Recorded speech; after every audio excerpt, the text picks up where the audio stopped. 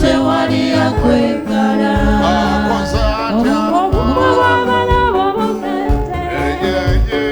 tewali yakwekana obumwe bw'abana bw'obugatte tewama tewali yakwekana obumwe bw'abana bw'obugatte Mukama tewali yakwekana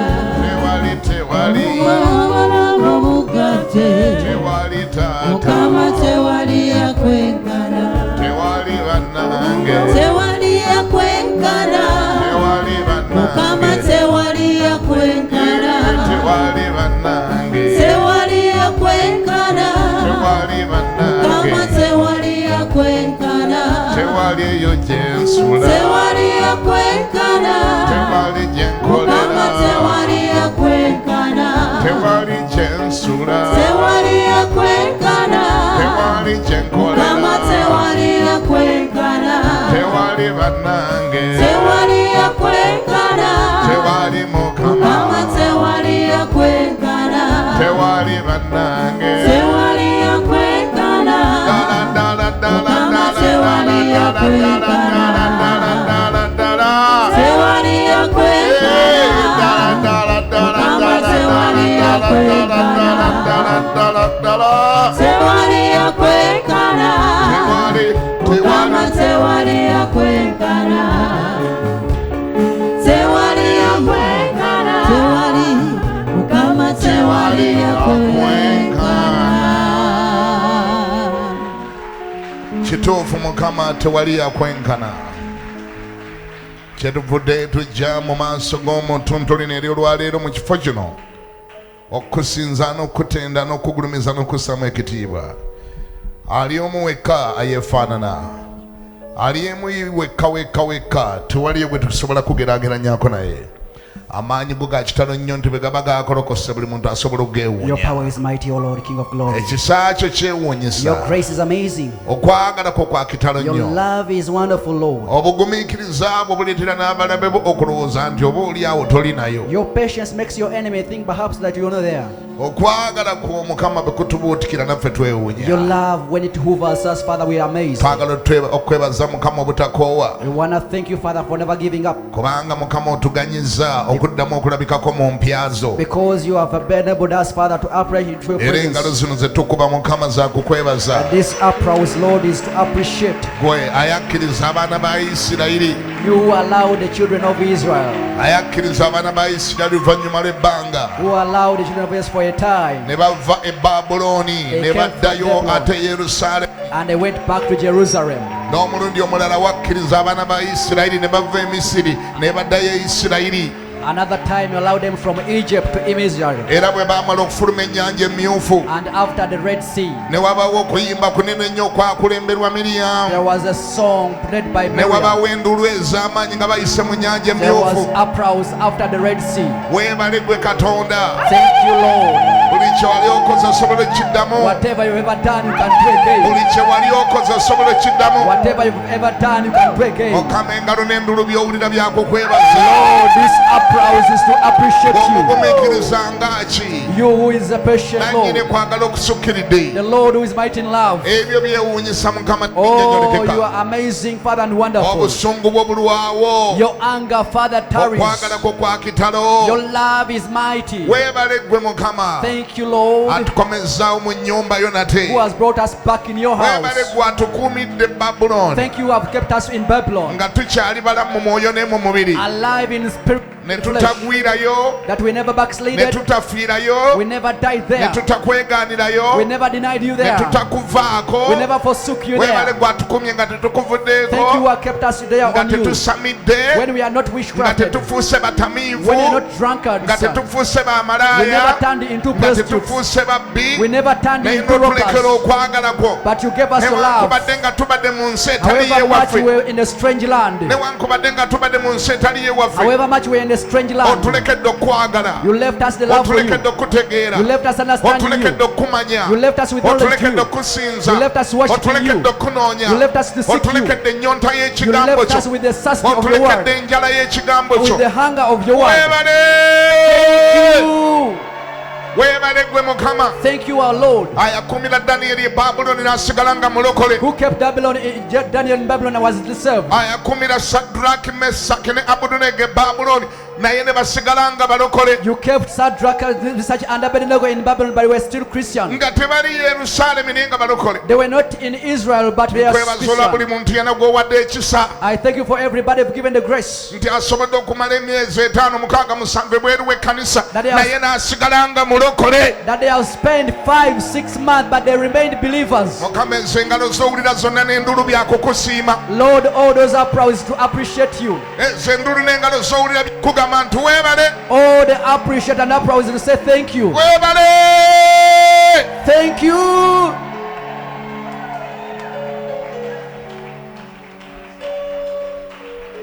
twetwazze kusinza mukama baana bo bewakkiriza ebyokusaba tulina bingi naye olwaleero twazze okusinza twaze kusinza mukama abaana bo bewakkiriza ebyokusaba tulina bingi naye olwaleero twaze okusinza ffe twazze kusinza mukama baana bo bewakkiriza batulina bingi naye olwaleero twazze okusinza twaze okusinza mukama abaana bo bewakkiriza ebyokusaba tulina bingi naye olwaleero twaze okusinza twazze kusinza mukama baana bo bewakkiriza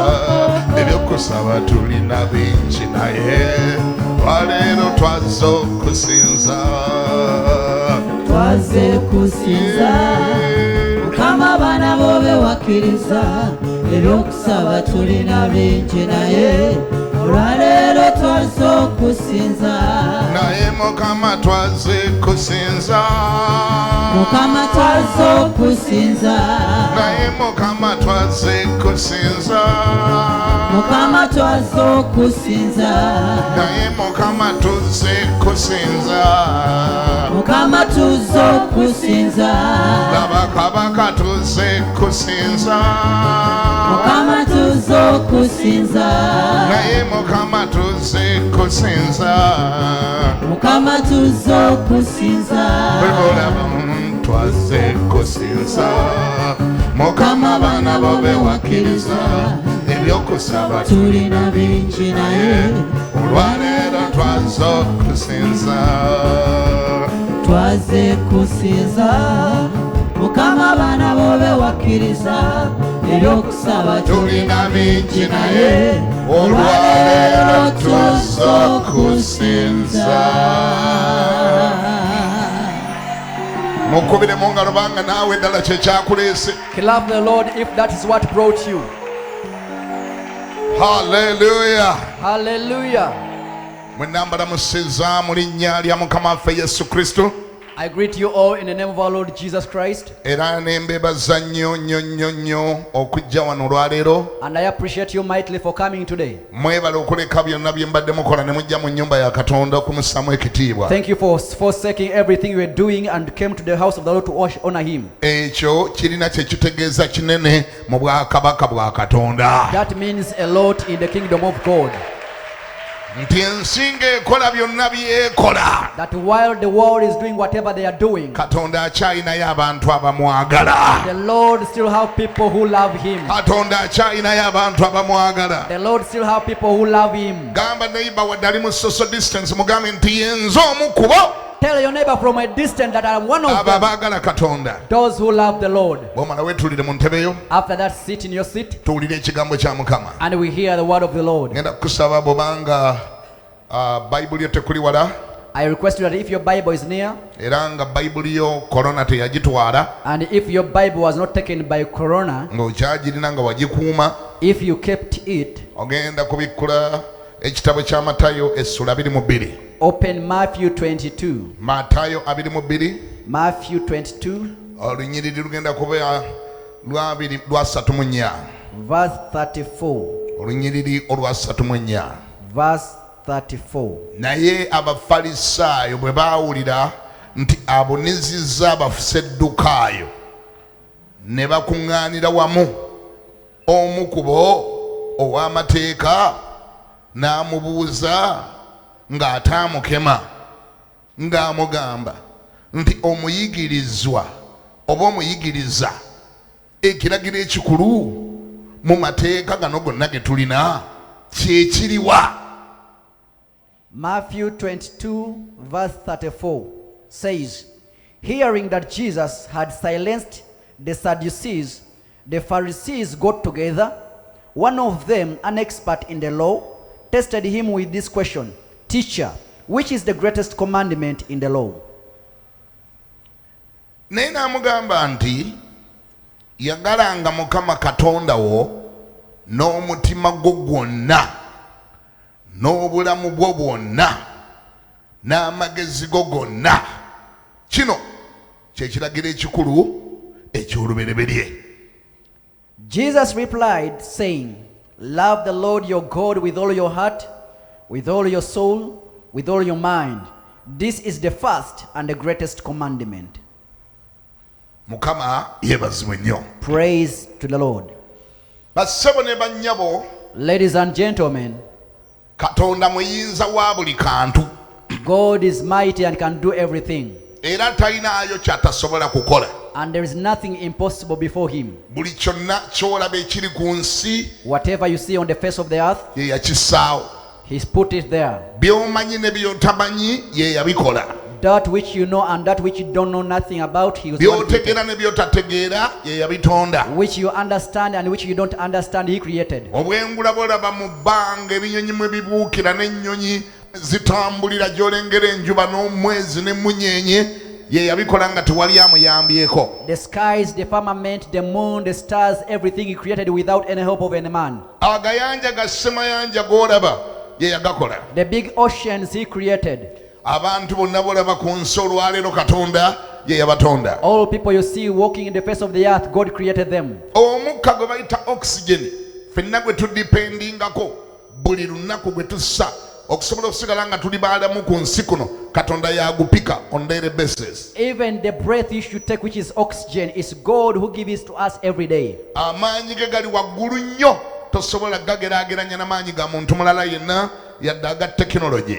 His power is too mighty and never comparable to any power of technology or any other man. Era oluusi atutunuulira nga tuli wansi wano ku nsi kuno nga twemoolamola n'otwanyi twatwazise n'atusaasira. Sometimes you look unto us here on earth, down here, when we bragging with the power he gave unto us, and he had mercy on us. Kubanga n'amaanyi n'obuyinza byonna bye tulina byatusammulizaako. Because all the authority and the power we have is the one who gives to us. Bw'agambye nti ajja kubeerawo olwaleero abeerawo. The one he lives to live, he lives. Bw'agambye nti tojja kuzibya The one he ne bwe said, baba bakuwaana tozibya. the one he said that you never take this all day, even though you have too much power, you cannot do it. Era naawe atudde wano yakuganyiza okubeerawo. Mukubireko mu ngalo mu linnya lya Yesu. Even you who is seated here is the one who allowed you to live. Clap for him. Naye mu buyinza bwe obwo obw'ekitalo But in such his mighty, mwe twogeredde nti talinayo kimulema, where we've said there is nothing impossible before him, waliwo kye yatunuulira ng'ekyo tasobola kukyekola, there is one thing he looked and said, I cannot do this for myself. ng'ekyo ayagalayo abakimukola. He wanted some people to do it on his behalf. Kye kiriwo ekyo, And what is that? okweyagala. To love himself. Okweyagala. To love himself. Yalemererwa okweyagala ekimala, He failed to love himself enough n'agamba ŋŋenda kukolayo abantu abananjagala. and said, I will create for myself people who love me. Nze naawe kye kyatutonza It's the reason why me and you were created, okumwagala. to love him. Era Yesu bwe bazze ne bamubuuza ekibuuzo, And when they came and asked him Jesus a question, bwe yali ng'amaze okubuniza Abafalisaayo, after silencing the Pharisees, b'Abasaddukaayo ne beegattagatta ne bajja n'ekibuuzo kyabwe ekinene ennyo ne bakimusimba. the Sadducees came together with a very big question unto him. Bamubuuza nti naye omuyigiriza, And they asked him, the Master, mu mateeka gano gonna ge tulaba Musa ge yaleeta, among all the commandments of Moses, tulabawo 10, we are seeing the 10, tulabawo 630, we are seeing the 630, n'amalala mangi Musa ge yaleeta. and many other Mosaic laws. Tulondemu liriwa erirabika ng'ekkulu ng'eryo bwe tulikwata litutuusa mu ggulu. Which should we choose one like this, that when we have that one, we are able to forever enter heaven? Galiwo agalabikamu ng'amakulu Where are those good ones ng'ago omuntu bw'agakwata ne mu ggulu agenda. that they are important, that if you abide with them, you can enter heaven? N'abagamba mu lunyiriri lwa 37 He told him in the 37th nti naye n'amugamba nti yagalanga Mukama Katonda wo n'omutima gwo gwonna n'obulamu bwo bwonna n'amagezi go gonna. Kino kye kiragiro ekikulu ate eky'olubereberye. Jesus replied, saying, love the Lord your God with all your heart, with all your soul, with all your mind. This is the first and the greatest commandment. Bassebo ne bannyabo, Ladies and gentlemen, bwe waba nga waliyo ekintu Katonda ky'atubanja, if there is anything God requests from us, atubanja okumwagala. He desires to us to love Him. Era mukaweefube owogezaako okulaba nga tumwagala, atulagira okukola ebintu ebirala bingi nnyo naye ng'anoonyaamu ekyo kulaba ddala tumwagala. And in all the things to see that we love Him, He tries to tell us many things to do, but in all He is looking for one thing. Do we love Him? Era ebintu bingi byonna byolaba wano mu Bayibuli, mu kigambo kya Katonda, ebikulagirwa okukola, Katonda wadde aba abikulagidde obikole era nga byo byakulagidde, naye byonna anoonyamu ekintu eki okulaba omwagala kyenkana wa. And in many things which are in the Bible here, which God instructs us to do, many of them He desires you to do them, but He is looking for only one thing. How big do you love Him? Omwagala kwenkana wa. How much do you love Him? Mukaweefube ow'okunoonya abamwagala. In all the ways of seeing those who love Him. Ebintu ebyakkiriza bibeewo, mwana wange tebijjana mu magezi gaffe. One thing He allows even to happen, even cannot be imaginable. Simanyi oba ekyo kiwulidde. I don't know whether you heard that. Ebintu ebyakkiriza bibeewo. Some things which He allows to Obulyawo happen, n'okubeerawo tebyali baddewo. perhaps they would have happened. Obulyawo tebijjana mu magezi gaffe. Maybe even they're not even imaginable. Naye nga Katonda anoonya bamwagala. But Lord is seeking one thing, people who love Him. Sookolaba amakanisa bwe gabadde gaggaddwa Look at the way the churches have been locked. okumala emyezi 7 These 7 months, nga maggale. they were locked. Abamu ku ffe ne kituleta n'okwebuuza ebibuuzo. Some of us, we had questions. Naye Katonda nannyini kanisa yaali ludda wa, lwaki yaasirise ng'ekkanisa ye bagiggadde? But the God, the owner of this church, where is He? Why is He silent when the church is locked? Lwaki talina kyakolawo? Why is He doing nothing? Bamusinzizza amaanyi. The way overpowered Him. Yaali ludda wa? Where is He? Lwaki tavaayo? Why does it come out? Ekkanisa nnyumba ye, The church is His house. ennyumba nnyumba ye. The church is His house. Mwanange Katonda asobola okukiganya ekyo God can allow that to happen. nga gw'olowooza nti obaolyawo amaaso agatadde ku bali abaggadde ennyumba ye, And you may think that He is looking at those who are close to His house. naye nga si baataddeko amaaso, But not the one He is looking at. nga ye yennyini akiganyiza When He has allowed it Himself, n'agamba ennyumba yange kabagiggale, and let my church be closed. kinyambe okwetegereza abanjagala be baliwa n'abanjagalako ebintu be baliwa. To differentiate and know those who love me or those who love from me. Omanye ennyumba ya Katonda erimu abantu ba bika bibiri, You know the house of the Lord has 2 categories of people. abamwagala Those who love Him n'abamwagalako by'asobola okukola. and those who love from Him. Simanyi obaako okawulidde? Have you heard that? Kalabikanga kali complicated naye ng'ate keekaako. It's like complicated, but it's the one. Ennyumba ya Katonda erimu abantu ba bika bimeka? The church has 2 categories of people. Sikyabawulira. How many? Ennyumba ya Mukama erimu bameka? How many categories? Babiri. 2 categories. Abamwagala Those who love Him n'abo abamwagalako by'asobola okukola. and those who love from Him what He can do. Era ffenna tusaba, And all of us we fellowship. era ffenna mu service tubaawo, And all of us we attend the service. era ffenna tuyimba, And all of us we sing. era ffenna tubuuka. All of us we jump. Abamwagala Those who love Him n'abamwagalako by'asobola okukola. and those who love from Him. Ate ekyo tekyatandise eggulo, And that one didn't start yesterday. kyadda nnyo nnyo nnyo nnyo. It was of old. Gyonna balaze nga Katonda Yesterday I showed you that God, atuuka okukkiriza essanduuke ye bagiwambe. He allowed His ark to be taken. Essanduuke ya Katonda omulamba yatonda eggulu n'ensi, Abafirisuuti ne bagiwamba nga bwe twalabye ennyiriri. The ark of the Almighty God was captured as we saw yesterday. Era ku olwo ng'alina by'ayagala okwetegereza. And on that day He was so critical on certain things. Omulundi omulala Yesu yakkiriza, Another time Jesus allowed ne bamukwata, that He was captured, ne bamukuba emiggo, was flogged, ne bamutwala paka ku muti omukomerera. was taken up to the nail. Kituufu mwalimu ebigendererwa ebirala, There was other intentions. naye incidence eyo yamuyamba okwetegereza ebintu ebirala bingi. But that incident helped him to know and see other things. Bwe bamala omuziika, After his burial, bonna abantu, by the way, n'omuziika nga tebannamuziika, even before his burial, ne bwe bali nga bakyamukutte bukwasi nga bamukuba, when he was just apprehended and tortured, kyamuyamba okwetegereza abantu. it helped him to know and look at people. Baamuleeta mu kkooti, He was brought in court. ne bamuleeta mu kooti Was brought in nga court. batadde wali Balaba. When Balaam was there Yesu ne bamuyimiriza wano and Jesus was here, ne babuuza and they asked nti ku Balaba ono on Barnabas, ne kono Yesu abadde abakoleranga ebyamagero and Jesus who was performing miracles for you, abadde azuukizanga bafu who bamu was raising your dead, ayabakolera emigaati ne mulya who made you bread and you ate, ayabakolera ebyamagero who made you miracles. kwono Balaba ne ku Yesu tute ani On Barabbas and you, Jesus, who should we set free? abantu ne bamuwemukira ne bagamba batuteere Balaba And people said, we need Barabbas. abo n'abeetegezaga nti mbalabye He looked at them and said, okay, I've seen you. mbategedde I've come to know you.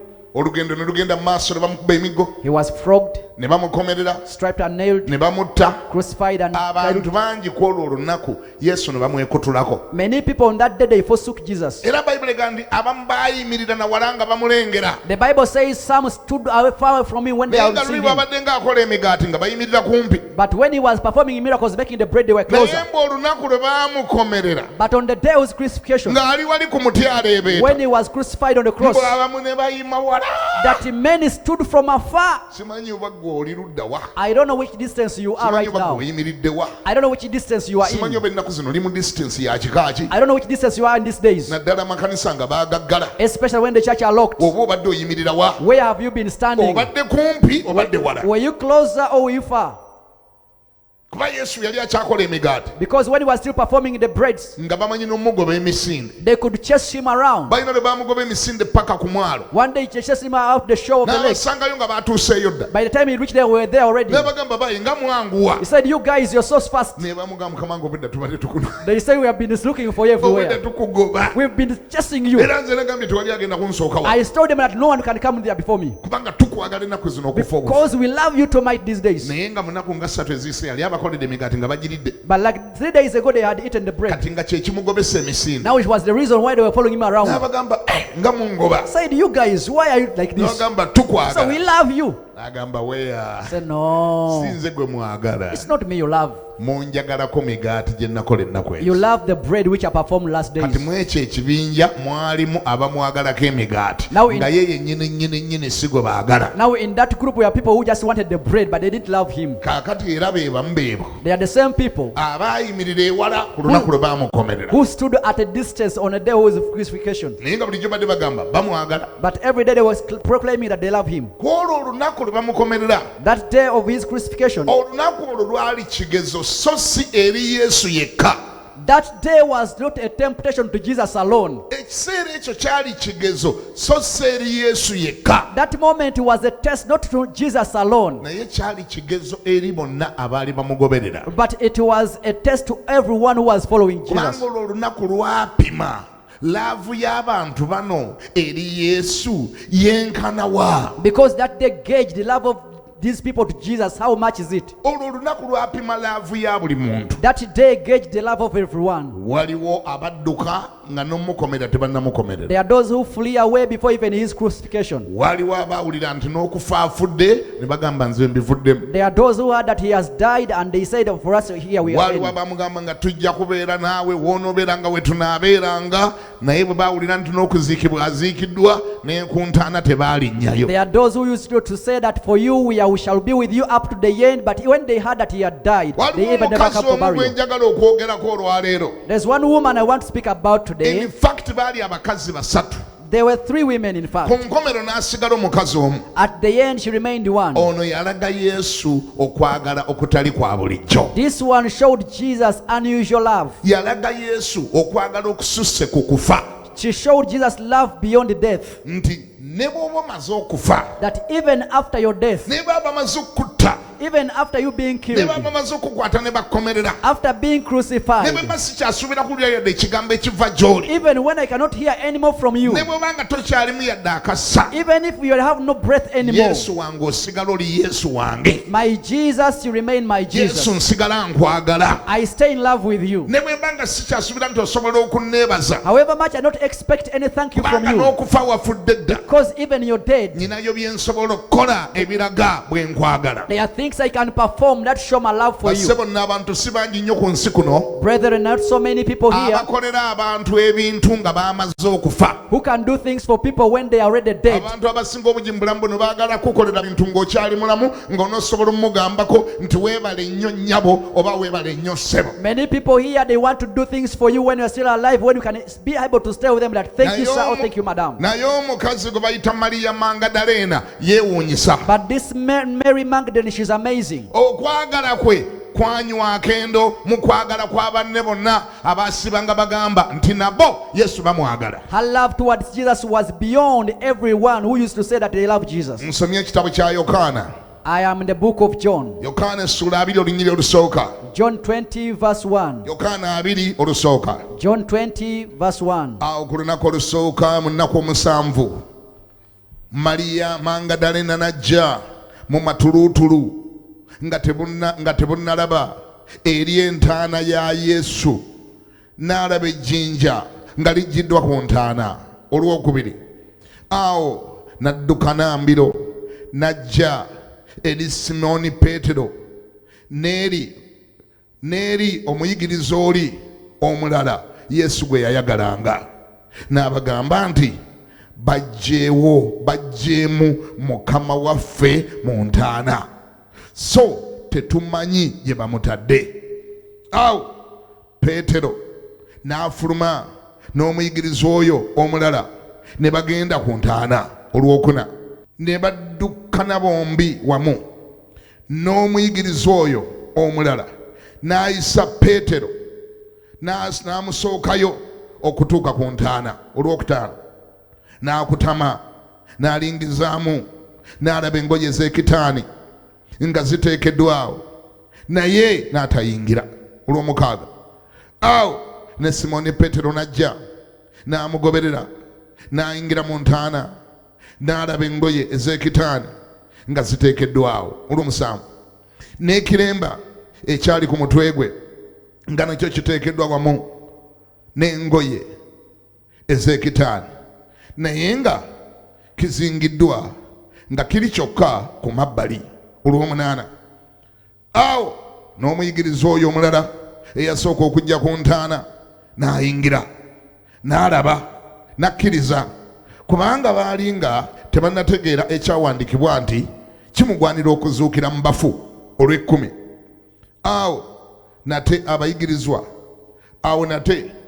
abayigirizwa ne baddayo ewaabwe eka, naye Maliyamu, nsomo 11, naye Maliyamu yali ayimiridde ebweru ewaali entaana ng'akaaba.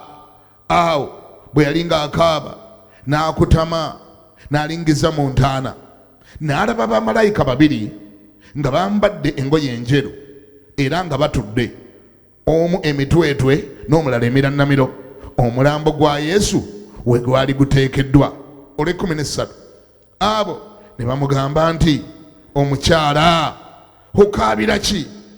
N'abagamba nti kubanga bajjeemu Mukama waffe, kubanga bajjeemu Mukama wange, nange simanyi gye bamutadde. Bwe yamala okwogera bw'atyo n'akyuka ennyuma n'alaba Yesu ng'ayimiridde, n'atamanya nga ye Yesu. Olw'ekkumi Yesu n'amugamba nti, omukyala okaabira ki? Onoonya ani? Ye ng'alowooza nti ye mukuumi w'olusuku, n'amugamba nti, ssebo, obanga gwe omututte ewalala mbuulira gy'omutadde, nange n'amuggyayo. Yesu n'amugamba nti, Maliyamu. N'akyuka n'amugamba mu Lwebbulaniya nti, Laboni, amakulu gaakyo muyigiriza. Yesu n'amugamba nti, kale tonkwatako, kubanga sinnaba kulinnya mu ggulu eri kitange, naye genda eri baganda bange obabuulire nti ninnya mu ggulu eri kitange era kitammwe, eri Katonda wange era Katonda wammwe. Mariya Magdalena n'ajja n'abuulirwa abayigirizwa nti, bannange ndabye Mukama waffe, era n'ababuulira ne bw'amugambye ebigambo ebyo.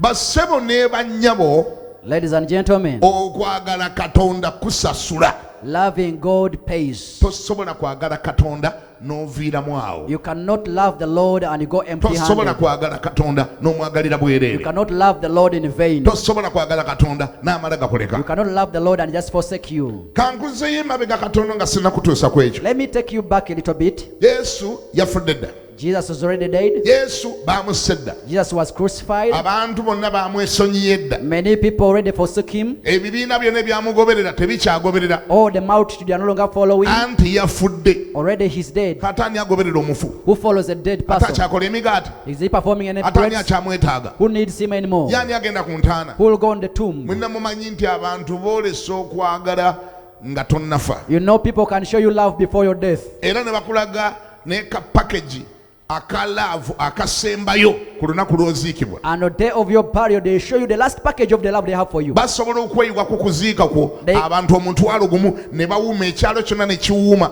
ne kasoli w'abantu ne bamulya n'ebikajjo ne babirya n'embizi zonna zo ne ziri ku kyalo ne bazirya n'omwenge oguli ku kyalo gwonna ne bagunywa ebijanjalo by'abantu ne babirinnya ne babuuza aba kyo kiki kino nti bazze kuziika gundi. They can swarm the whole village on your day of burial like in tens of thousands. And they ask what is here because they step on everything. They say they've come for burial for Mr. Ekyalo kyonna So-and-so. ne kiwuuma And the whole of village is covered. n'emmere y'abamulirwano yonna ne bagirinnya And they step on all the crops. n'obuuza bano bonna bazze kukola ki And you ask what they are there for. nti abadde alina abantu That this person had bantu people. babadde bamwagala. He was loved by many. Ensi yonna ab'ebule ne bweya bonna bazze From muziika. all parts of the world they have come to bury. Era bw'otuuka okuzingibwa And when you're wrapped, ne wabaawo awo emiranga egy'enjawulo awo emiranga egiri special there are special mourning there.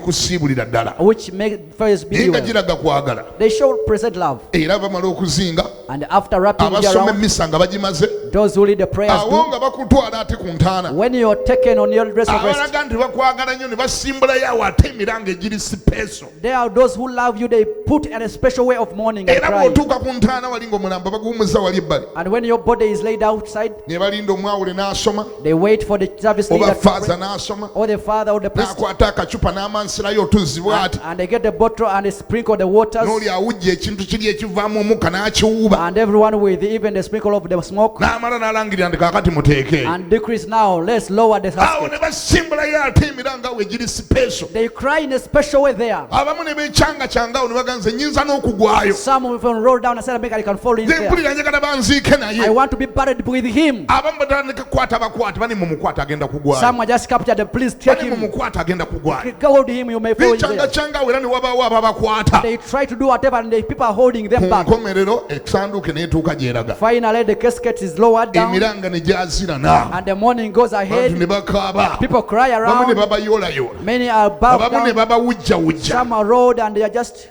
out of breath. ne bayiwako ettaka They bury. bateekako ebbaati They cover with the iron sheet. oba bataddeyo bimuli.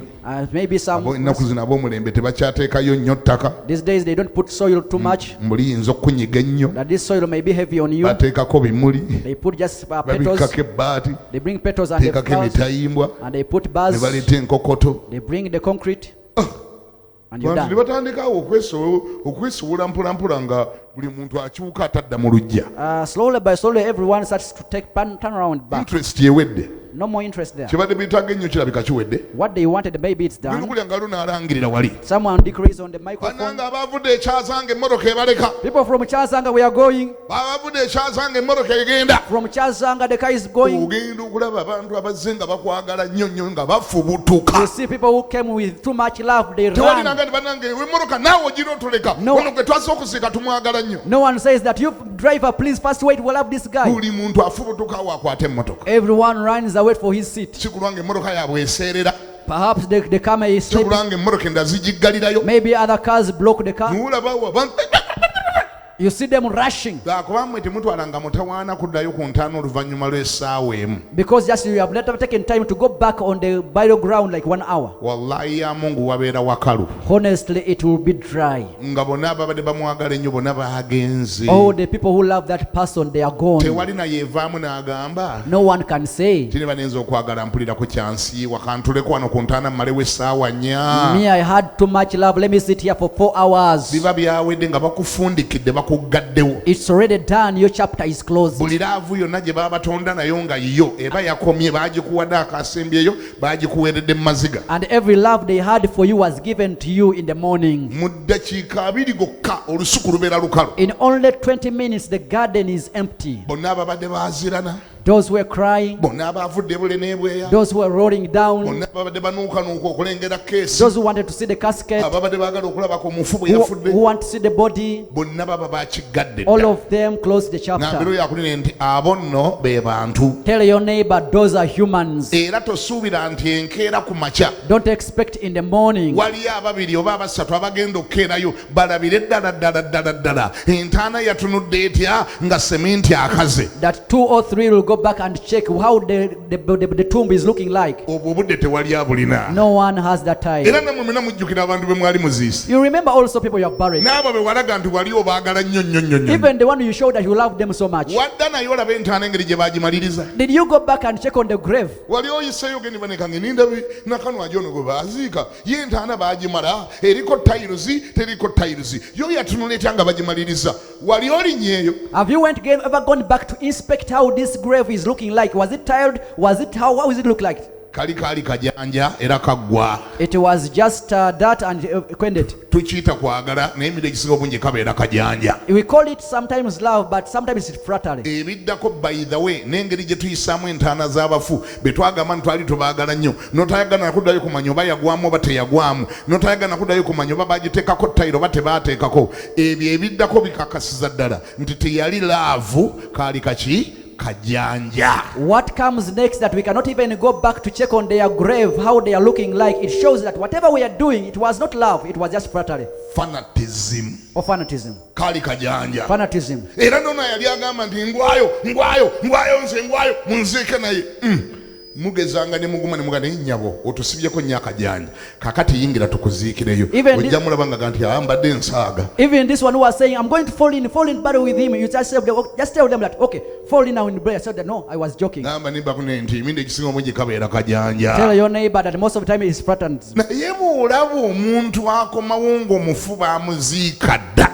But if you see someone who comes back after the burial, achekinge we bamuziika n'engeri gye wafaanana. To check on the grave and how it's looking like. Bannange mu 10 oba mu 100 oyo abeera omu yekka. In 100 you find one. Era kyovulaba Maria Magdalena ne gurupu ye y'abakyala abasatu yeewuunyisa. That's why Maria Magdalene and the 3 ladies, it's amazing. If you're clapping, clap it. Maria Magdalena yeewuunyisa. Maria Magdalene is amazing. Najjanga ne banne yasooka najjanga ajja ne gurupu ye. She came with her group. Yesu yafudde dda. Jesus already is dead. Yesu takyayogera. He's no longer speaking. Yesu bamuziise. He was buried. Takyavaamu yadde eddoboozi. No sound from him. Takyakola byamagero. Cannot perform any miracle. Takyawonya. Cannot heal anymore. Takyatambuza balema. Cannot make the world block. Takyakola migaati. Cannot longer perform bread. Takyalina ky'omusuubiramu ne bw'ogendayo. There is nothing you expect from him. Naye nga ye Maria Magdalena. But Maria Magdalene, akwatagana ne banne. together with their friends, ne beetikka ebyakaloosa. they carried the incense. Kubanga Yesu baali bamwagala. Because they loved Ne Jesus. beetikka ebyakaloosa. They carried the incense. Tebamanyi obaana bagambako nti thank you. Not knowing whether you tell thank Tebamanyi you. obaana bagambako nti mwebale. Whether you said that thank you. Era nga tebakola babalabe. They were not doing for them to be Wali abantu seen. abatwagala nga akwagala omulabe. There are some people who do things but they want to Wali be seen. abakola ng'akolako asuubira mwebaza era bw'otamwebaza anyiiga. Some people do for recognition. If you don't recognize them, they are upset. Bantu bayombera ddala mu bintu bino ebyokwagala. People quarrel in these things of love. Namutwalira eccupa ya kwenca ne ngiteekawaawo yadde okuŋŋambako nti weebale. I took her a bottle of quencher, even saying thank you. Namutwalira akadomola ka kwenca. I took the jerrycan of Waliwo ne quencher. natwalayo ettooke. Someday took a banana. Talimu yadde akeebaza omuntu oyo golaba teyeebaza tasiimamu n'akatono we. There's no gratitude or thank you from that person. Bwetyo bwe twakula n'ebyokwebazibwa nabyo tubiyomberamu. That's how we are. Even being thanked, we need it. Tuyomba olwabo abatatwebaziza. We quarrel for those people who have not Era nze appreciated. nabivaako sikyabikola. Me, I no longer do it. I abandon Tokolera that. omuntu ateebaza muddolo eyo omukolerako ki. Why do you perform for someone who doesn't even thank you? N'okwebazibwa obwebazibwa kutuyombya. Even being thanked, we quarrel. So nga Bayibuli egamba Yet the Bible says, nti bwe munaayagala nnyo okwebazibwa if you want to be appreciated, empeera yammwe mujja kubanga mumaze okugifuna kubanga kye wabadde ogenderedde olabika omaze okukifuna. then your reward will be done, because what you are intended at, I think you have got it already. ebyo ne mu nnyumba ya katonda tubiyomberamu. Even that in the house of the Lord we require. Nze ye church eyo gy'olabe Me, that church, sikyagibwa yadde ekimu eky'ekkumi. I no longer give my tithe there. n'okitwalayo ne batakwebaza nako. You take the tithe and never say thank you. n'otafunayo yadde ka message akagamba nti thank you. There's not even a simple message for nga thank bali you. bagamba sente tulonda nonde tuzijja mu luguudo. As if we just pick this money from the luli roadside. nawaayo omutwalo gwange yadde okuŋŋambako nti weebale. Last time I gave them my 10,000, no thank you. tetukoma kuyombesa bakwano baffe We don't just quarrel with our friends, ne mu nnyumba ya katonda tuyomba but even the house of the Lord we quarrel, olw'obutakwebaza. not to be thanked. n'olyoka obuuza And you ask, nti ye katonda omukka gwakuwa buli lunaku now this breath God gives you every day, ogw'obwerere gwe wagwebaza ddi. free of charge. When did you thank? tewali olunaku lw'ogukozesa n'akagamba akagamba nti thank you n'okerabira okwogera Is there not a day which you use that breath and even you forget to say thank you? nga yagambye nti agukuggyeko naga nti ogwo oguweddeko If- naggala wano ennyindo nze mbuuza omulala ogujjawa. If he says that, okay, your breath is no more, I close this nose, where do you get the breath katonda anymore? bingi byatukolera n'omwebaza ne twerabira. There are many things God perform for us and we forget to thank him. ffe tubeera motivated kuna kwebazibwa buli ke tukola wateekwa okubaawo abatwebaza bwe batatwebaza zivaako. For us, we are motivated by being thanked. If someone doesn't thank us, we are upset. naye lowooza ku mukazi Maria Magdalena But think about this lady, Mary ayasigala Magdalene. ng'atwala ebyakaloosa She kept taking the incense. nga babyetikka beetikkanga akagugu ne banne nga kalimu zi pafyumu n'ebirungo ebikaza omulambo babitwala ku ntaana kyokka omufu omuntu gwe bagendako takyayogera takyebaza naye nga bagamba ffe tumukolere kubanga twali tumwagala katukole bikole katonda yalimanya kyalituwa. They carried all the perfumes over the incense unto the grave to do it for Jesus. Yet he would not even think, but said, we just love him. nze mbuuza I ask, olinayo by'osobola okukola nga ne gwobikolera tomanyi ddi lwali kwebaza? do you have certain things you can do for someone and yet you don't know when he will say thank you? Do you even know what it takes? Omanyi ne kyekitwala? It takes real love. Kitwala okwagala okwa ddala. Minda ekisinga obungi ebintu bye tukola tulimba mbu tubikoledde mu kwagala naye nga tewabaawo kwagala. Real love temala na budde kunoonya oba banakwebaza oba tebakwebaza. Sometimes the things we do, we think that we are doing it in love, but yet not in love. Nze The love mbuuza. people you love, you do something without thank you. Nze mbuuza bamaama abali wano Ladies who are here, mwobanga onaaza bebi wo owa wiiki emu n'amala n'akwonoonera n'amala n'akusesemera amata n'amala n'ebbere n'aliruma bw'aweza emyezi ebiri mu ebyo nange obikola n'omala omwambaza obugoye n'abwonoona n'obukyusa n'ozzamu obulala n'okokoola n'oyonja. Nze mbuuza obikola ng'owulira oyagala omwana aveemu eddoboozi erikugamba nti weebale?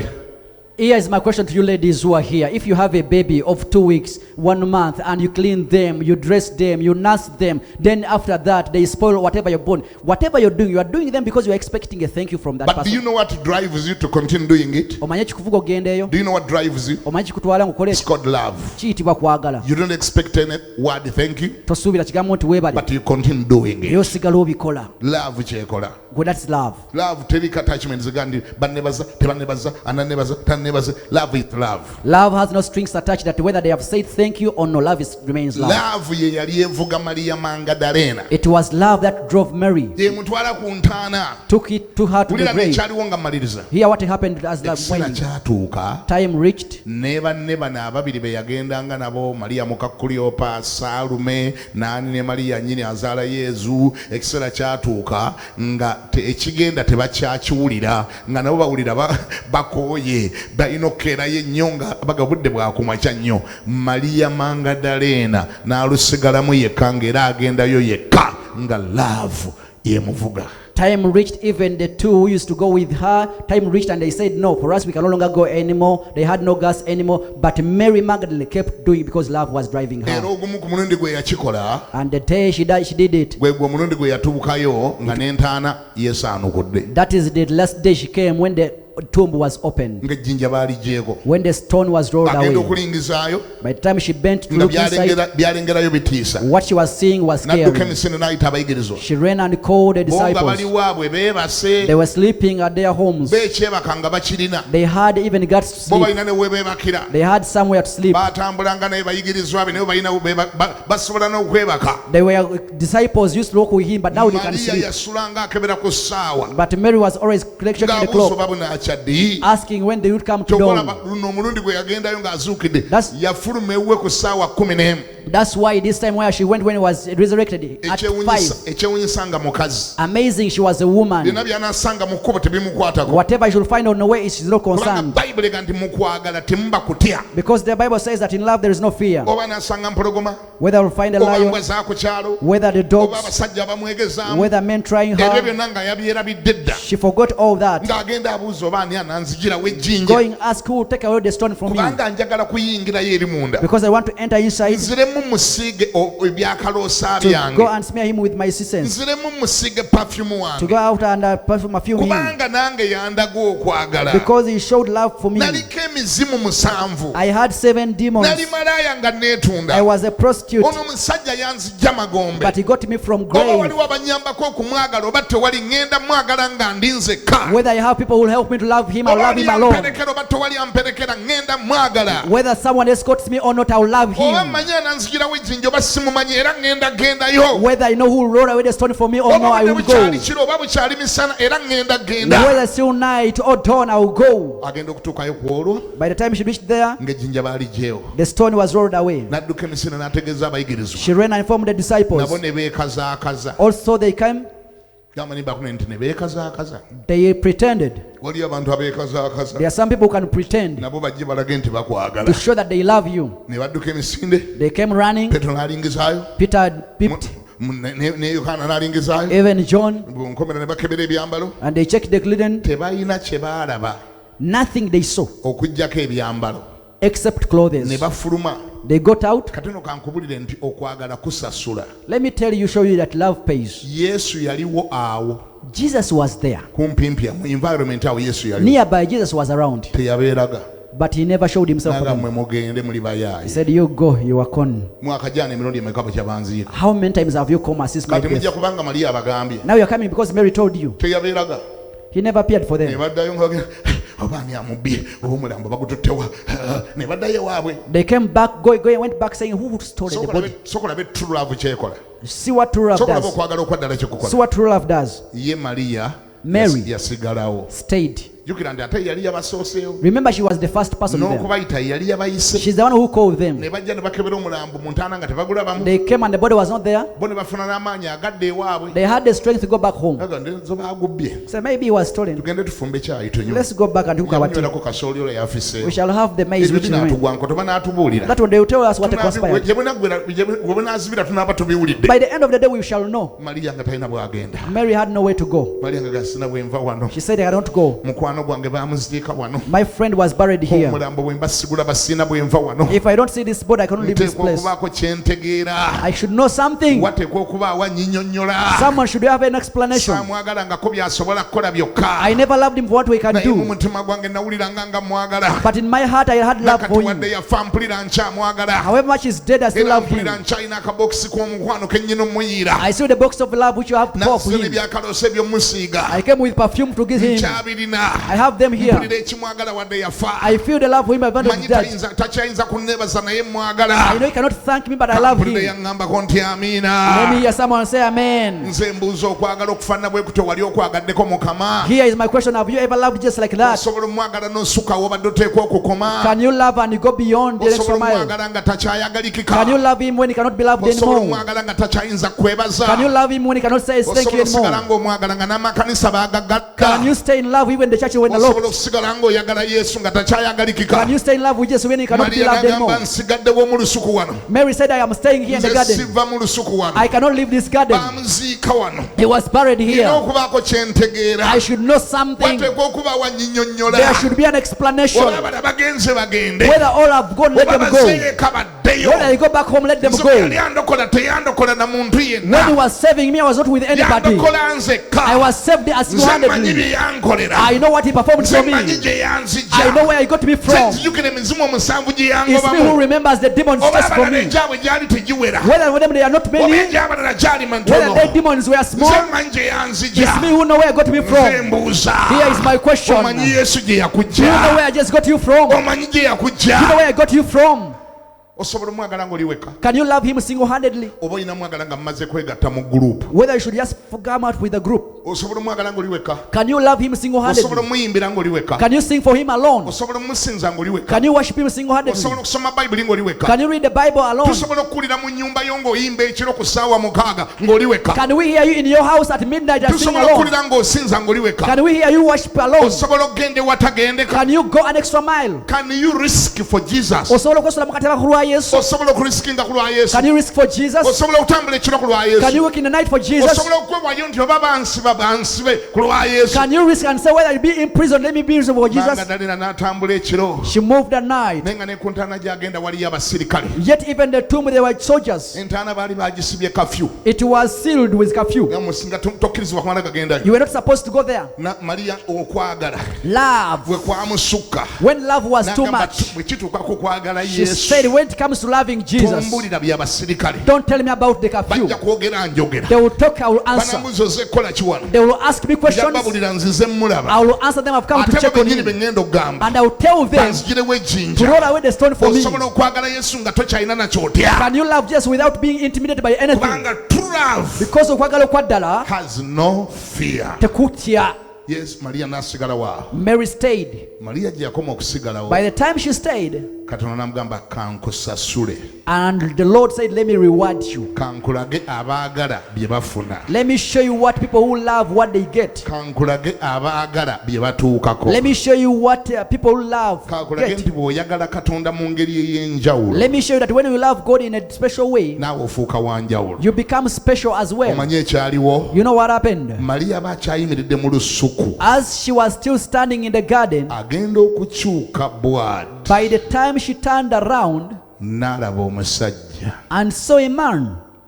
n'alaba ki So who? naye olw'okuba yali yasembayo okulaba nga wuwe yesu baamutta But because her last experience with Jesus was dead, yali tayinza kikiriza nti ataate ono gw'alaba ate ye yesu she couldn't even think of it that the person standing is Jesus. omusajja n'alyoka amubuuza And the man asked, nti okaabira ki why are you crying, woman? n'agamba munnange ensonga enkaabya naawe ogiraba She said, friend, why do you ask crying? You see it. bajjeemu mukama wange They took my Lord away. ate ako nkaagala nnyo I love that. teyagamba nako nti bajjeemu mukama waffe She didn't say that they took our Lord. yamu owuninga She owned him. ngambye ntya What have I said? mariya ya owuninga yesu naga nti bajjeemu mukama wange Mary owned Jesus. I said, they have taken away my Lord. kubanga saagala kwesiba ku bantu balala simanyi oba ne bamwagala nga bwe mwagala Because I don't want to group myself with other people because I don't know their love for him. simanyi oba ne basobola okusasula omuwendo gwe nsasula I don't know whether they can pay the price I'm paying. nyinza obbeesibako nti ffenna mukama waffe nga bo balowooza birala I may group with them when they are thinking otherwise. nyinza obbeesibako nti ffenna mukama waffe nga bo baali bamwagala akyali mulamu ng'akyasobola okukola emigaati I may group with them saying that we love him, yet they still love him when yagamba he's alive. omusajja nti ekinkaabya She told the man the reason I'm crying. bajjeemu mukama wange They took away my Lord. nze mbuuza yesu mukamaawo My question is Jesus your osobola Lord? omwagala nga tewali na mulala amwagala Can you love him without any person loving osobola him? okubaako byokola nga tewali Can naakuyambyeko you do things single-handedly? osobola okgenda ku ntaana nga tewali naakuwerekeddeko Can you go on the tomb without escorts? osobola okusinza nga tewali balala basinza Can you worship when other people are not osobola worshiping? okusigala ku ntaana abalala bonna nga bagenze Can you stay on the grave when others have olina gone? enkolagana eri pasonolo wakati wo ne Do yesu you have a personal relationship with Jesus? oba olina corporate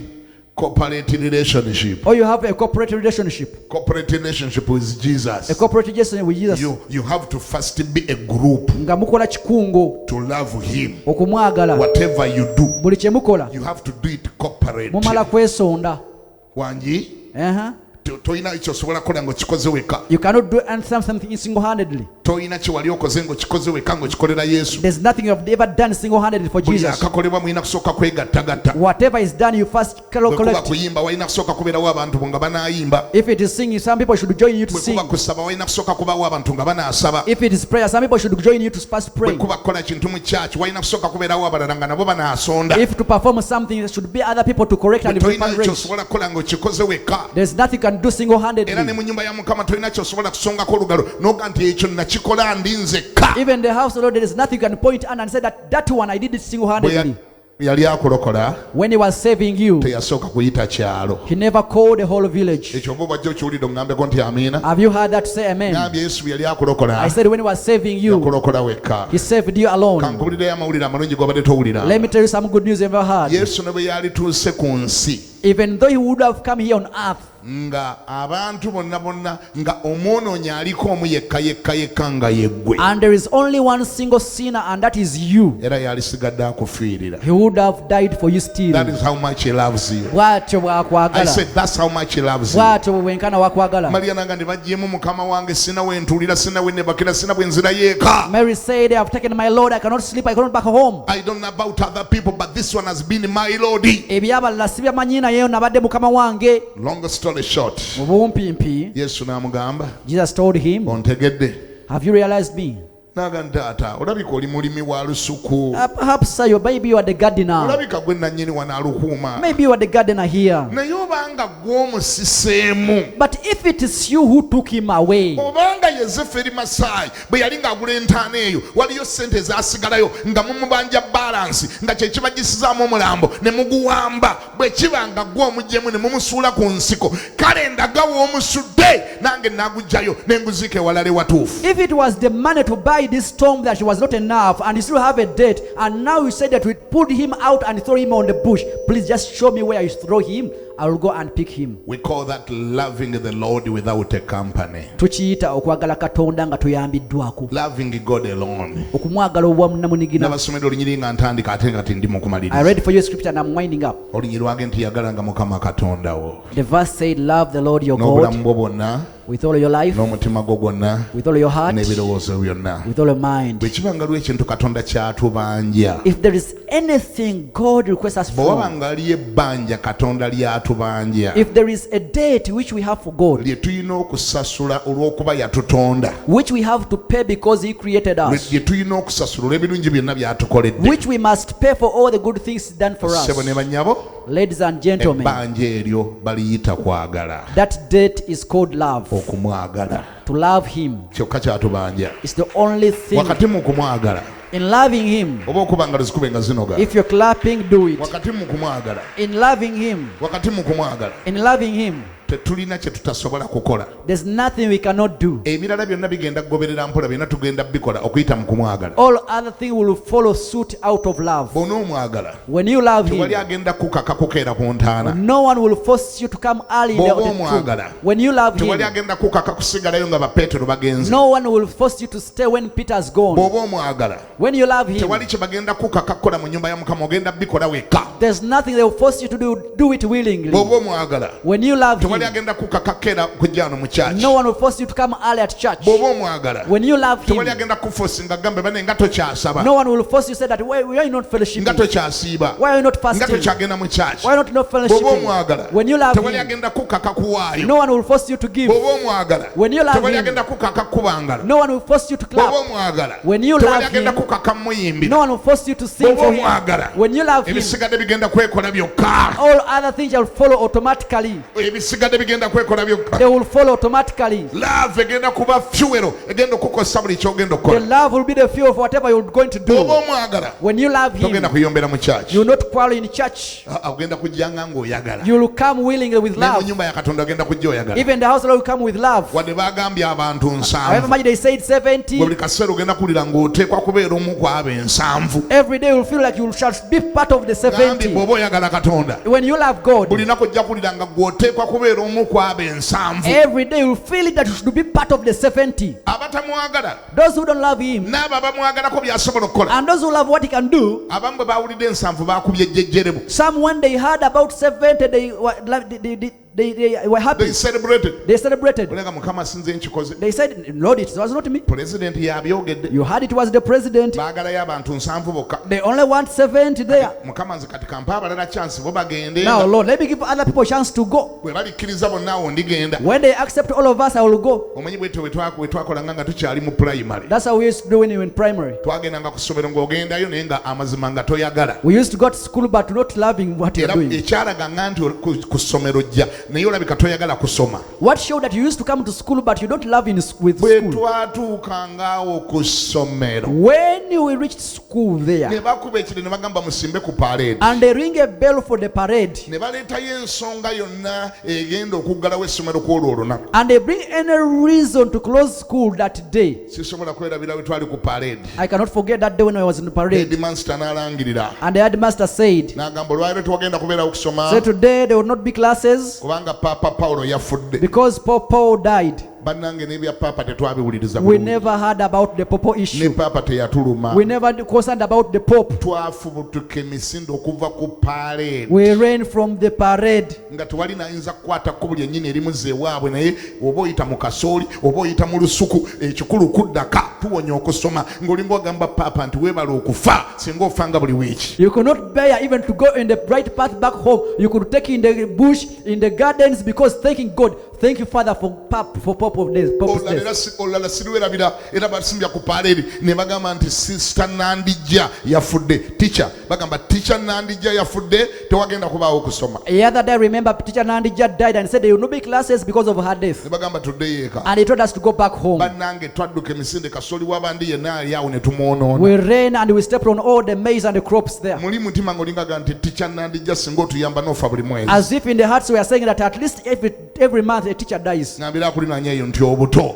Tell your neighbor that immaturity. Gamba kune nti obuto. Tell your neighbor that immaturity. Nakati n'essaawa eno wali abaga nti President Museveni. Even right now, there are people who said President Museveni. Ekyo sinze nakyogedde gwe wakyogedde n'ogamba oyagala mu kyaki abantu 7 bokka. It's not me who said that. You are the one who said that we want only 70 in the church. Kati abamu kye bakola abeerabeerayo eka Now some people they stay home around. n'alinda obudde ne bugendagenda They wait some time to pass. n'akebera ku ssaawa n'agamba kati 7 balabika baawedde They dda. check and said perhaps now the 70 are now Kati ne full. Mukama akiraba baaweze dda. Now even the Lord sees it. They are Sinze full. ŋŋaanye. I'm not the one who refused to go, President ye but it yagaanye. was the president who said Kati so. 7 baaweze dda. Because now the 70 Kati are nze done. ngenda kukolayo ki? What am I going to do now? Bw'ona oyagala Katonda When you love the Lord, endowooza yegenda your kukyuka. mindset will change. Tewali agenda kukaka kumwagala. No one will force you to love Buli him. mu kyaki You will be gw'onoosookanga. the first in church. Ngambye mu kyaki You will gw'onoosookanga. be the first in the church Buli always. ekikolebwa gw'onookisookanga. Whatever is done will be here Kubanga owulira omwagala. because you feel love him. Omukama abampeere omukisa. May the Lord bless you. Yimirira.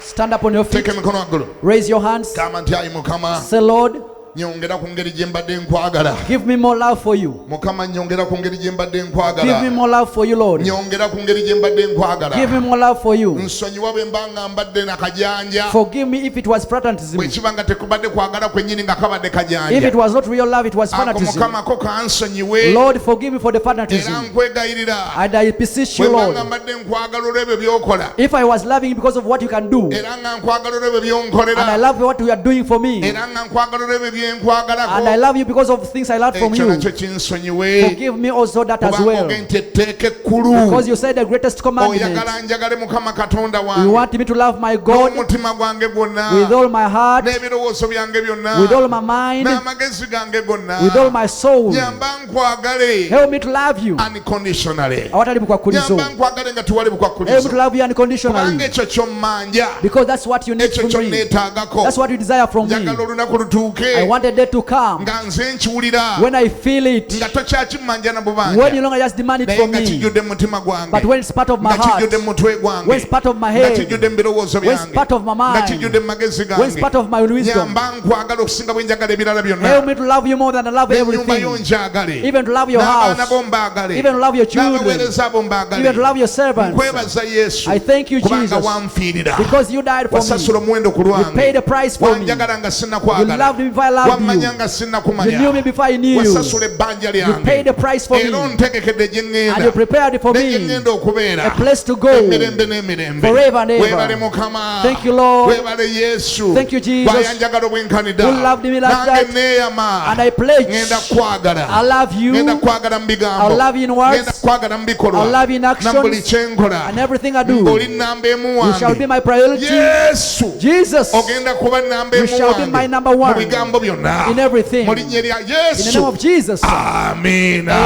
Amen. Abalina engalo. You have claps, Nga musobola zikubira oyo gwe and you mwagala. can clap it for the loved Zikube one. n'okunoga zinoge. Clap it Mu mightily linnya lya Yesu. in the name of Jesus. Amiina. Amen. Glory be to God. Kitiibwa kiddire Mukama. Tula katono nnyo nange naakuta. I'll sit for a while, then I'll let you Bw'onooba go. oyagala kusigala olw'engeri gy'omwagala nina abaddembe lyo. If you want to stretch your love, you can support you. Glory be to God. Kitiibwa kiddire Mukama. Kati ky'oba okola ku ssaawa eno What you should at this mu juncture, mwoyo gwe gumu ogw'okumwagala in the same spirit of love, mw'oba osinziira from there, okwate ensigo yo n'ekiweebwayo kyo and hold your seed and your offering nga tewali akukase without force, nga tewali akuwaliriza without any force. teweetaaga na muntu kugamba ndi bwezitizi olina okuwaayo You don't need even a person to tell you that this is how much you sinzira give. ku laavu gy'omulinako Just depend on the love you have for him. tewali yagamba Maria Magdalena nti keera ku ssaawa ezi togende ku ntaana No one told Mary Magdalene that at this moment go to the tomb. yakyetumanga yekka She was only sent nga twali herself. n'agenda mwebaza naye nga n'ebyakaloosa abitwala No one could even thank, but you taking the perfumes. nga tamanyi naanaamugirawo ejjinja naye ng'era agenda And knowing nobody who will take away the stone, but she kyobulaba needs to mukama go. yamala n'amuviirayo n'amulabikira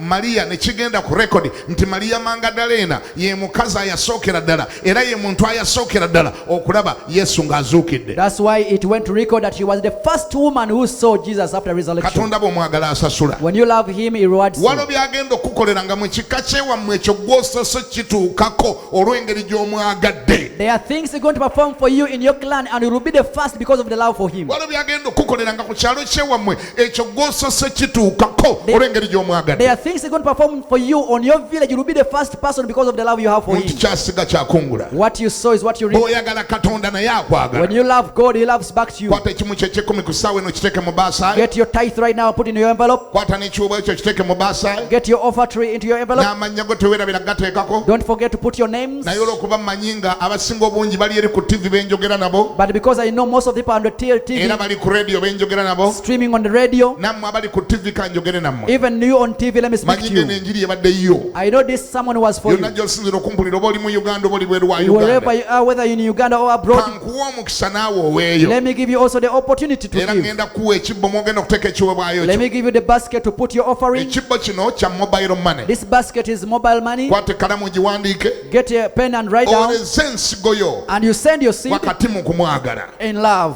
ennamba y'essimu y'eno This is the number 0778 0778 12 11 12 11 11.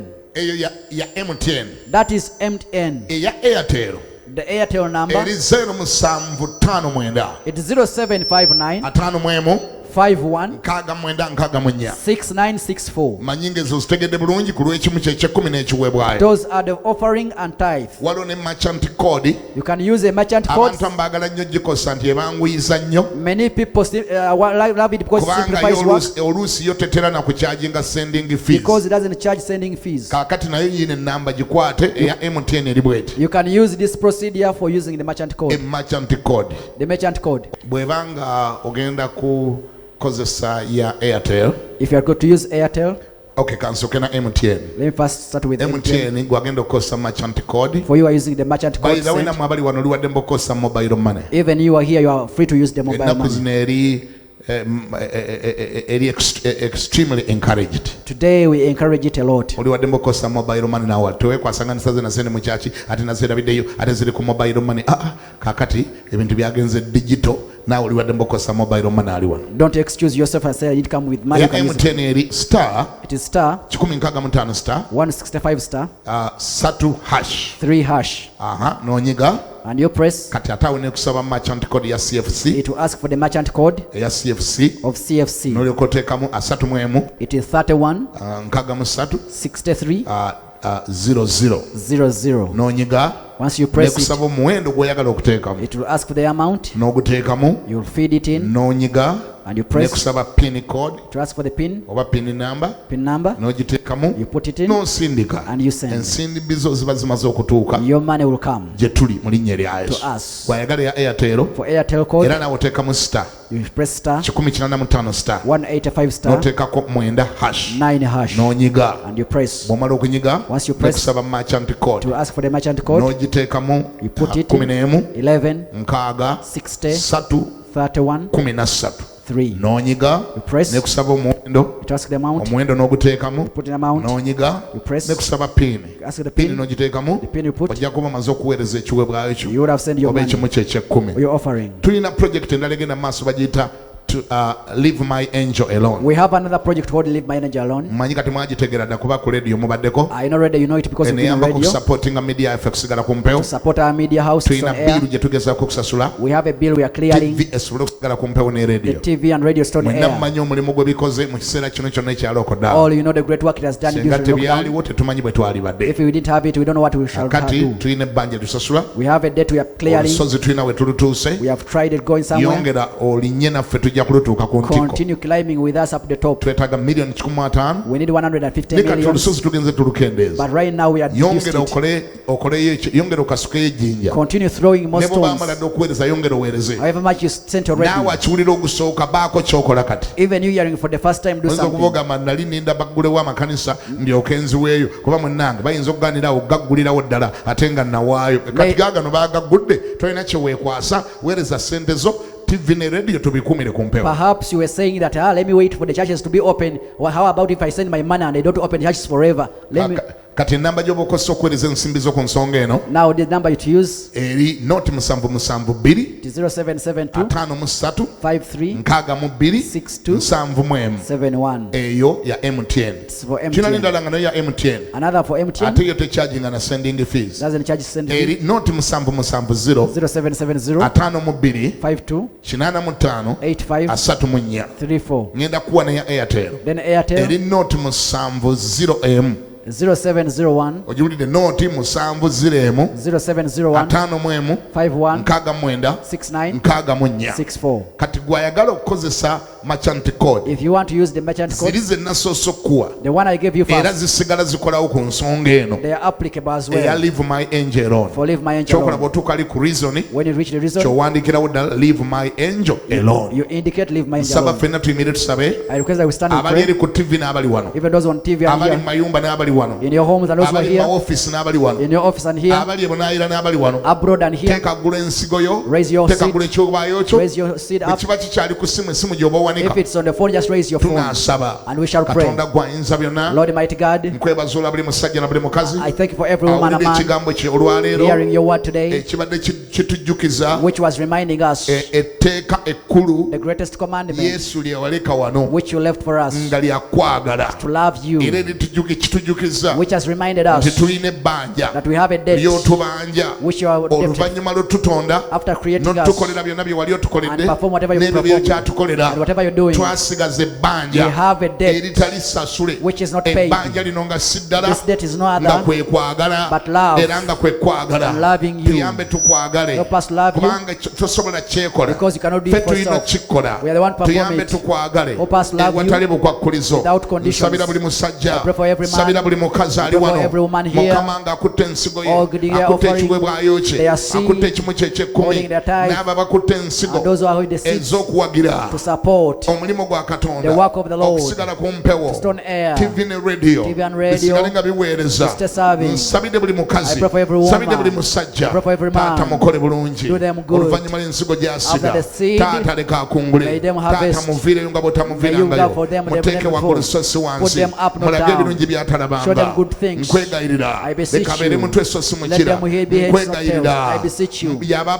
awula amawanga amangi Shall lend so unto si many nations, okwewola not borrow. yaba aba waggulu Shall be so si above, wansi not beneath. nangiridde ekisa I ekyenjawulo decree a special ku buli grace ali wano mukama upon every person nangirira here. feva ya katonda I pray the favor of nangiridde God, enzigi enzigule the open mu doors. linnya lya yesu mu In the nazaalesi name of Jesus leka buli Christ. asiga akungule Let whoever sows abali reap. wano n'abali eri ku Those who radio are here and those on the abali wano radio, n'abali ku tv those who are near the taata TV, baviireyo may you come out for taata them. bakole bulungi May you do them good. ng'ennyumba ya mukama bwe yamaze As the n'eggulu house of the Lord is open, ng'ennyumba ya katonda enzigi bwe zamaze ne ziggulwa the way the house of the Lord was leka open, n'enzigi zaabwe nazo ziggulwe let their doors be enzigi open. z'emirimu gyabwe The doors of their enzigi businesses, z'emikisa gyabwe doors of their enzigi blessings, ziggule doors be n'abayingire open. batwale ebyabo And enter, take mu linnya whatever lya yesu belongs to kristo them. mu In the nazaalesi name of Jesus Christ. abali eno baddamu nga bagamba nti And amiina those say, Amen. amiina Amen. kama akwenye omukisa God bless you. ayagala okulokoka jangu oyimirire wano If you want to get born again, come and stand ayagala here. okulokoka ayimirire wano If you want to get born again, naawe ali stand eri ku here. tv ng'oyagala okulokoka And those who got born, naawe ali ku radio ng'oyagala okulokoka even who want to get born again on naawe ngenda TV, kusabira olokoke I want to pray for you. teeka emikono waggulu ku ssaawa eno Raise your hands right oddemu now ebigambo bino and repeat after gamba me. nti ayi yesu Say, Lord Jesus, mukama wange My Lord, olunaku olwaleero today nzija mu maaso go I come before nga you, nkwegayirira beseeching you onsaasire that have mercy on me, onsonyiwe forgive me ebibi byange byonna all my sins bye nakola I've committed okuva mu buto since childhood okutuusa leero up to now. binsonyiwe byonna Forgive me all of them. osangule amannya Rub my gange names mu kitabo ky'abafu in the book of death. ogawandiike And right now, mu kitabo in the eky'abalamu book of life. kubanga olwaleero Because today, nze n'omutima I gwange and my heart nzikiriza have accepted okuweebwa obutuukirivu to have righteousness. era njatula And I confess n'akamwa with kange my mouth tindokose that I'm saved. mu linnya lya In the name yesu of Jesus. amiina Amen. weebale yesu Thank you, Jesus. weebale okundokola Thank you, Lord. kankusabire Let me pray for you. emikono gyombi giteeke mu kifuba Raise, nkusabire put your hands in the chest. sebo nzija mu maaso go Lord, katonda I come wange before you. nga ndeeta omusajja oyo n'omukazi oyo Bring this woman and abakkiriza man okulokoka who have accepted abakuta you, obulamu bwabwe ne babukuwa pour their lives unto abakyusa you, okomawo eri mukama turning unto ababadde you, baagwa abakomyewo who had backslided, abalokosa ogusooka who get born for the first saasira time, mukama have mercy basonyi you, obutali butuukirivu bwabwe forgive their bwonna unrighteousness. mukama nkwegayirira Lord, I beseech you, kyusa obulamu bwabwe change their lives, baleetera okutegeera give me to understand baleetera you, okumanya to know you, bananze n'omusaayi go sanctify with your bawa blood, amaanyi ag'obutadda amabega give them strength to go baleme forward, kudda mabega not to backslide, naye basigale nga banywedde but be nga established, banywezeza yesu establishing nga you, batambula bagenda mu maaso moving bawa forward, amaanyi okuleka ebibi give them strength to leave sin, nangidde okulokoka give them nangidde victory. okunywera I decree nangidde okunazibwa I n'omusaayi decree being nangidde sanctified, okwagala mukama loving nangidde God. okwagala ekigambo kya I decree katonda loving the word mu of linnya God. lya yesu In the omunazalesi name of Jesus Christ, mbasimbye I have mu established nnyumba them ya in the katonda house of mu the Lord, famire ya in the katonda family of the mu Lord. linnya lya In the yesu name of Jesus. amiina Amen. kubira yesu mu ngalo wonna wooli Clap for Jesus wherever you are. webaza webale okujja Thank you for coming. webale okujja amiina